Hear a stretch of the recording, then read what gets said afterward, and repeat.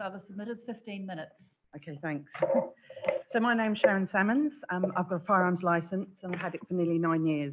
I'm secretary for the Southern Lakes branch of the Nzda, the Deerstalkers Association. I'm here to represent all Nzda members, but in particular, I'm here to represent the many volunteers and members that we have, like me, that donate hours and hours of our free time to help run a community, a network of branches, ranges that make up our association. We run hunts courses, we run training courses, club events and shooting ranges. Our members learn and share skills. Most importantly, this includes safe firearm handling.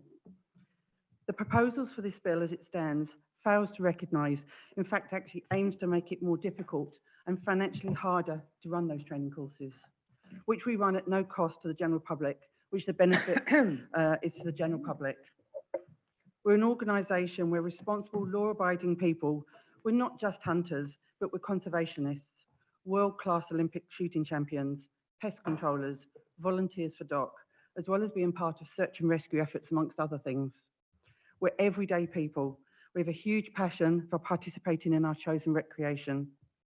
The bill does nothing, we feel, to encourage people into the outdoors or shooting or hunting activities, or acknowledge the very real benefits these activities provide.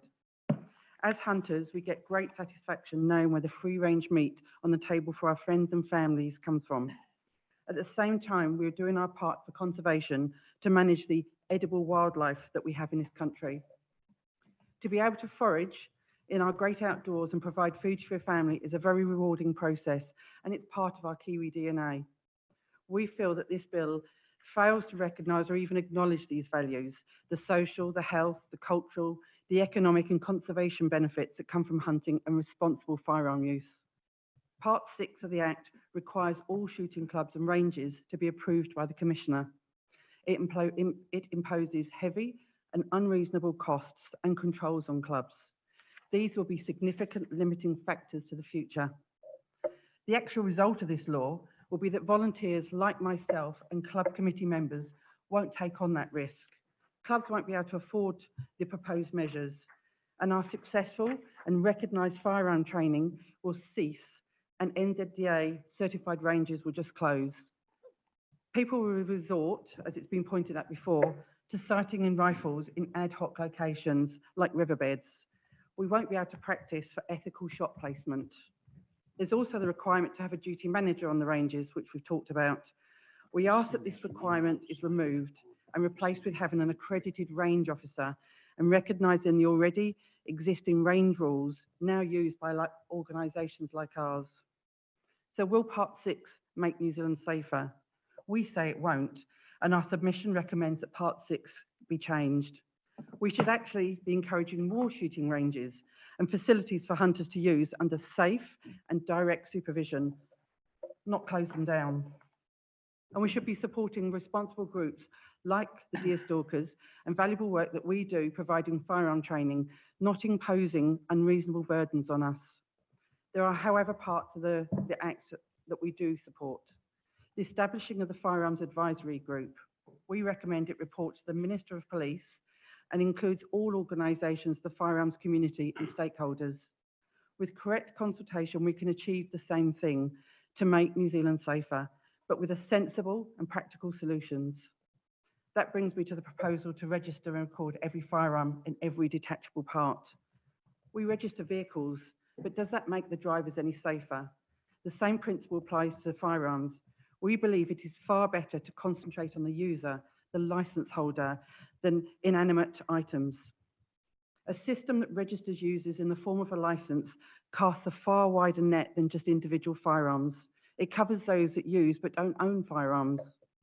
To licence and record every firearm in a central registration system has not worked elsewhere and does not make us safer, in our opinion.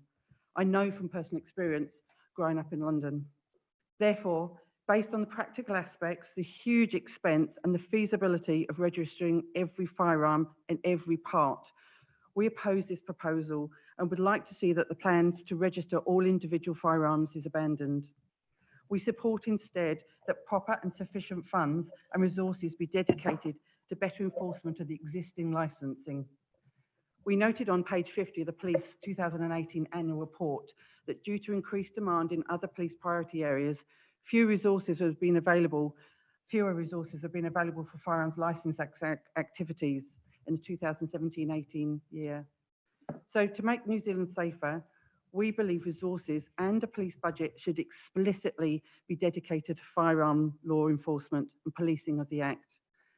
Finally, we proposed the plan to reduce the period of the firearms licence from 10 years to 5. If an applicant has already passed the appropriate tests and has been assessed as fit and proper person, then there should be no need to impose further restrictions, which we view as administrative, bureaucratic and costly, rather than improving public safety. Passports and driving licences are 10 years. The argument that the firearm licence holder's circumstances could change in the period is already covered in the Act. It requires the holder to notify police of any circumstances that change, all of which are listed. We believe both registering firearms and short licence periods could be costly and not achieve the aim of the law, i.e. public safety. I'll pass you to Gwen, who's going to cover the other points in our submission. My name's Gwyn Thurlow. I'm also speaking on behalf of the New Zealand Deerstalkers Association. I'm a Wellingtonian. I'm a practicing solicitor of the High Court of New Zealand. I'm a licensed firearm owner, and I'm an urban hunter. I volunteer on the Nzda Wellington branch committee, and I often act as a range officer on Sundays when our Oharia Valley range is open. A key concern of the Nzda is that this bill, as it is drafted, undermines fundamental rights enjoyed by New Zealanders. It discriminates against licensed firearm owners, which will directly impact on NZDA members. The NZDA wants to make the committee aware that many sections, in our view, contravene long-standing rights and legal principles, including many of those set out in the Bill of Rights Act 1990. We question why the Attorney General hasn't provided a report on the draft bill, and we recommend that the Select Committee seek that report urgently to ensure that there aren't any inconsistencies with basic human rights afforded to all New Zealanders and rights that have been taken away from licensed firearm owners only. The arms law at its core is a licensing and safety code. The criminal code deals with criminals. The threshold to get firearms license is very, very high. In fact, it includes the same elements to becoming a barrister and solicitor, and that you must be a fit and proper person, and the people that make that determination are the police. Irrationally, this bill proposes that once deemed by police to be a fit and proper person, which is only after extensive checks, inspections of your private home, and interviews with families and associates, that by virtue of being that fit and proper person and holding a firearms license, the individual is then stripped of basic rights proposed by this new bill. Taking away such rights has nothing to do with the privilege of obtaining a firearms license or being safe with firearms. Furthermore, once a legitimate fit and proper firearms owner joins a responsible volunteer-run organisation like the NZDA in order to engage with their community and become a better and safer shooter and a more accurate hunter, the individual's privacy rights, personal information and property rights are further eroded owing to the proposed shooting club and shooting range regimes. The arbitrary powers that are given to police in respective clubs by the bill are unreasonable. Again, eroding such rights has nothing to do with the privilege of obtaining a firearms license or being safe with firearms. As New Zealand does not have a written constitution, it is up to Parliament and the individual politicians to ensure that our civil liberties and rights are upheld and are reflected in our laws. It is therefore up to this Select Committee to bring to the attention of Parliament that one of its proposed laws fails to pass the test of basic human rights. The bill speaks to privilege, but the bill undermines fundamental privileges. Our government talks about fairness, equity and social conscience, and so it needs to know that this bill, if it becomes law as it is drafted, achieves none of those ideals. I want to read out a list of rights that I'm sure all New Zealanders can agree we're entitled to. Our justice system's presumption of innocence, the minimum standards of criminal procedure, the right to privacy and one's personal information, liberty of the person, meaning New Zealanders and all New Zealanders have the right not to be arbitrarily detained or arrested when no law or crime has been broken. Our property rights, including the right to live free from from the threat of state accessing private property or seizing private property, and the right not to be searched or detained by police without reasonable cause and justification. Every New Zealander has the right to be secure against unreasonable search and seizure, whether yourself, your property, or correspondence. These doctrines and rights go to the core of our democracy, natural justice, and the rule of law. The NZDA again asks that the bill be subject to proper review and scrutiny. In particular, the Privacy Commissioner and the Attorney General should be asked to give their input, and their recommendations should be applied in redrafting this bill. We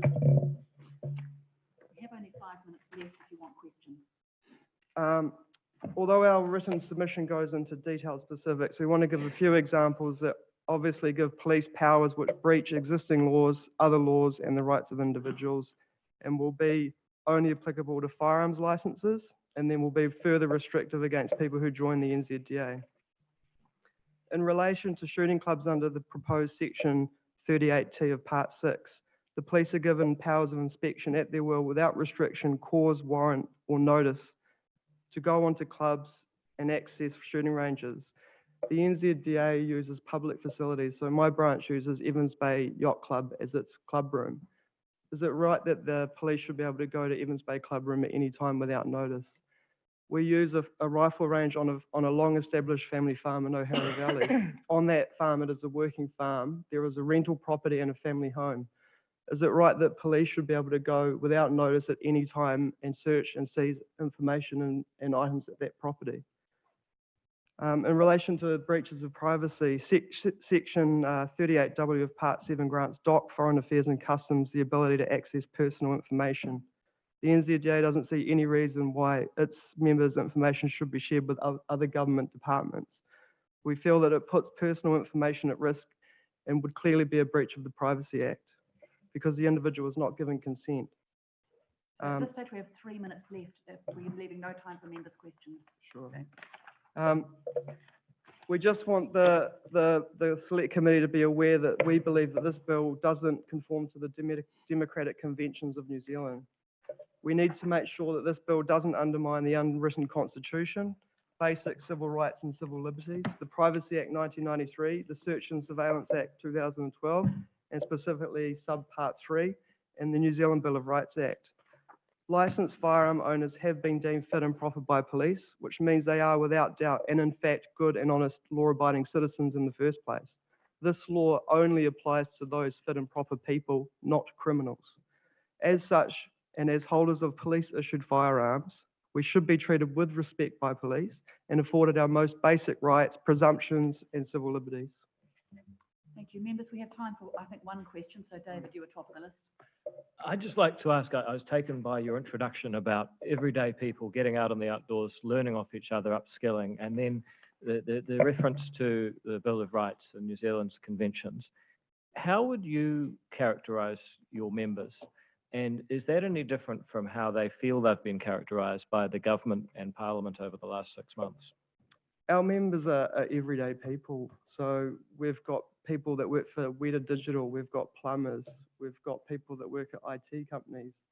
In my branch, we have mums, dads, we have men, women, children come to our club nights. Fathers take their children to shoot rifles and learn basic skills on how to hunt and then gather food for their family. These are everyday people. The NZDA has 8,000 of these people. And how do they feel they've been characterised by Parliament and the government, its actions in the last 6 months or so? We've been made to feel like we're on the wrong side of the law, that we aren't to be trusted, and that we're criminals. We are fit and proper people. Licensed firearm owners have jumped the highest bar in the land. And then to put further restrictions and take rights away from these people is just unbelievable, and it needs to be looked at and considered in that light. This has got nothing to do with safety. You're issuing firearms licenses to the safest people in New Zealand. Thank you. Okay, I do have time for one more. Ian, if you make it quick. Well, it's a very quick one. You talked about edible wildlife, I think. And I interestingly had a deputation in my office in Taranui on this very issue. Do you think this bill will inevitably anyone inhibit the ability of those people to go about their way of life and collecting their food and stuff? There are people in New Zealand, a number of them, who live solely on edible wildlife. And that also depends on the cost of the licensing. We've talked about cost before. There isn't enough detail in the Act, but if it does get too prohibitive, people would not be able to afford to legally, law-abidingly own firearms. Chair, can I just say, No, no, I just want, No, we're no, at time. I want to ask No, we're them at to time, provide I'm some Thank you. information. Yes, could you give a written question?